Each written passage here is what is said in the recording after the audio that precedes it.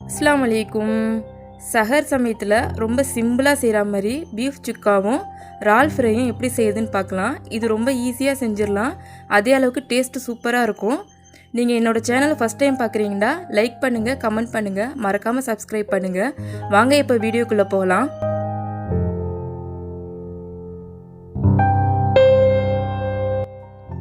ரமலான் டயத்தில் ஸ்கூலும் இருக்குது பசங்களுக்கு. அதனால் நம்ம நைட்டில் அதிக நேரம் நின்று சஹருக்காக சமையல் செய்ய முடியாது. இந்த மாதிரி ஈஸியாக செய்கிற சமையலாக இருந்தால் நமக்கு ரொம்ப வேலை மிச்சமாக இருக்கும்.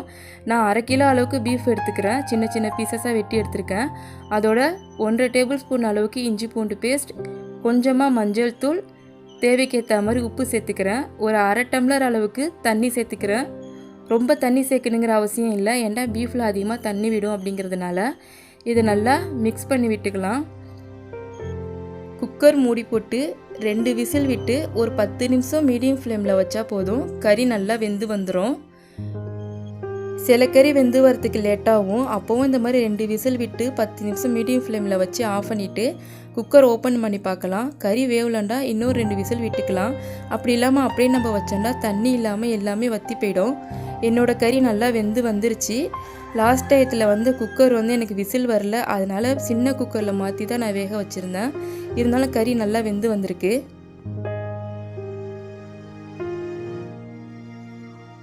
ஒரு கடாயில் நான் ஒரு 3 டேபிள் ஸ்பூன் அளவுக்கு தேங்காய் எண்ணெய் சேர்த்துருக்கேன். தேங்காய் எண்ணெயில் செய்யும்போது பீஃபோட வாசம் நல்லாயிருக்கும். நீங்கள் சன்ஃப்ளவர் ஆயில் வேணாலும் சேர்த்துக்கலாம். அதோட 2 பச்சை மிளகாவை நீட்டாக வாக்கில் வெட்டி சேர்த்துருக்கேன். அதோட கொஞ்சமாக கருவேப்பிள்ளை, காரத்துக்கு ஏற்ற மாதிரி மிளகாய்த்தூள், கொஞ்சமாக கரம் மசாலா, இதில் பட்டை, கிராம்பு, ஏலக்காய் இது எல்லாத்தையுமே வறுத்துட்டு அரைச்சி வச்சுருக்க பவுட்ரு ஒரு 1/4 டேபிள் ஸ்பூன் அளவுக்கு சேர்த்துக்கிறேன். ஒரு 1/2 டேபிள் ஸ்பூன் அளவுக்கு ஜீரகப்பொடி சேர்த்து அடுப்பை நல்லா லோ ஃப்ளேமில் வச்சு வதக்கி விட்டுக்கின்னு, ஹை ஃப்ளேமில் வச்சோன்னா மசாலா எல்லாம் கருகி போய் டேஸ்ட்டு நல்லா இல்லாமல் போயிடும். முக்கியமாக லோ ஃப்ளேமில் வச்சுங்க. ஒரு 1 நிமிஷம் அளவுக்கு வதக்கி விட்டால் போதும். இப்போ கறியை அந்த தண்ணியோடு சேர்த்து நல்லா கிளறி விட்டுக்கலாம். ஒரு 10 நிமிஷம் அளவுக்கு லோ ஃப்ளேமில் வச்சு நம்ம வேக விட்டால் போதும். நான் தட்டு போட்டு மூடி வச்சுருக்கேன். இடைக்கேட கொஞ்சோண்டு திறந்து நான் கிளறி விட்டுக்கிறேன், இல்லைன்னா அடி பிடிச்சிரும். மசாலா நல்லா திரண்டு வந்துருச்சு. இப்போ காரத்துக்கு ஏற்ற மாதிரி கொஞ்சமாக மிளகுத்தூள் சேர்த்து நல்லா மிக்ஸ் பண்ணி விட்டுக்கலாம்.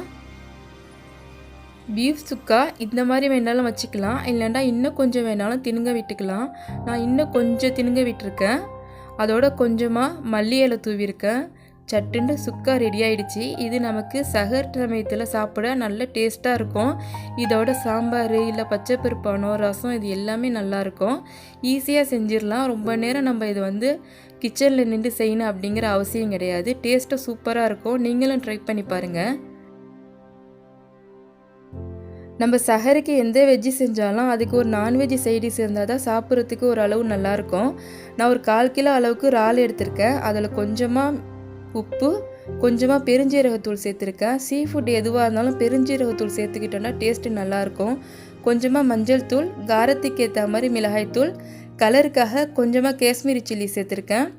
ஒரு 1/2 டேபிள் ஸ்பூன் அளவுக்கு கார்ன்ஃப்ளவர் பவுடர், ஒரு கொத்து அளவுக்கு கருவேப்பிலையை கையால் நல்லா பிச்சு போட்டு சேர்த்துருக்கேன். இந்த மாதிரி இறாலில் கருவேப்பிலை சேர்த்து மேரினேட் பண்ணி வைக்கும்போது அதோட வாசம் நல்லாயிருக்கும். ஒரு 2 டேபிள் ஸ்பூன் அளவுக்கு ஆயில் சேர்த்து நல்லா மிக்ஸ் பண்ணி நம்ம ஃப்ரிட்ஜில் வச்சிடலாம். இதை நம்ம ஒரு 1/2 மணி நேரத்தில் வேணாலும் பொரிச்சிக்கலாம், இல்லைன்னா சஹருக்கு வேணாலும் எடுத்து பொரிச்சிக்கலாம். சஹருக்கு எடுத்து பொரிக்கும்போது அதோட டேஸ்ட்டு நல்லாயிருக்கும். ரொம்ப நேரம் மேரினேட் பண்ணி வைக்கிறதுனால நான் சஹருக்கு தான் எடுத்து பொரிச்சிருந்தேன். டேஸ்ட்டு நல்லா வந்துருந்துச்சு. ஒரு கடாயில் 2 டேபிள் ஸ்பூன் அளவுக்கு தேங்காய் எண்ணெய் சேர்த்துருக்கேன். சீ ஃபுட் ஐட்டம் எல்லாமே தேங்காய் எண்ணெயில் செய்யும்போது டேஸ்ட்டு நல்லாயிருக்கும். அதுவும் இல்லாமல் சன்ஃப்ளவர் ஆயிலோட தேங்காய் எண்ணெய் உடம்புக்கு ரொம்ப நல்லது. ரமலானுடைய டயத்தில் சஹருக்கு சமைக்கிறதுக்காக நம்மளால் அதிக நேரம் கிச்சனில் நிற்க முடியாது. நோன்பு திறந்ததுக்கப்புறம் தராவி போகணும், மறுநாள் பசங்களுக்கு ஸ்கூல் இருக்குது அப்படின்னு சொல்லிட்டு தொடர்ந்து நமக்கு வேலை இருந்துக்கிட்டே இருக்கும். நம்ம செய்கிற டிஷ்ஷு ரொம்ப ஈஸியாகவும் இருக்குன்னு, அதே அளவுக்கு ரொம்ப டேஸ்ட்டாகவும் இருக்குன்னு. இந்த மாதிரி நீங்கள் செஞ்சு பாருங்கள். பீஃப் சுக்காவும் சரி, இறால் ஃப்ரையும் சரி ரொம்ப ஈஸியாக செஞ்சிடலாம். அதே அளவுக்கு நமக்கு டைமும் நிறைய மிச்சமாகும். இந்த ரெசிபி உங்களுக்கு பிடிச்சிருந்துச்சுன்னா லைக் பண்ணுங்கள், கமெண்ட் பண்ணுங்கள், உங்கள் ஃபேமிலி ஃப்ரெண்ட்ஸோட ஷேர் பண்ணுங்கள். என்னோடய சேனல் ஃபஸ்ட் டைம் பார்க்குறீங்கன்னா மறக்காமல் சப்ஸ்கிரைப் பண்ணுங்கள். இன்னொரு யூஸ்ஃபுல்லான வீடியோவில் பார்க்கலாம். தேங்க்யூ.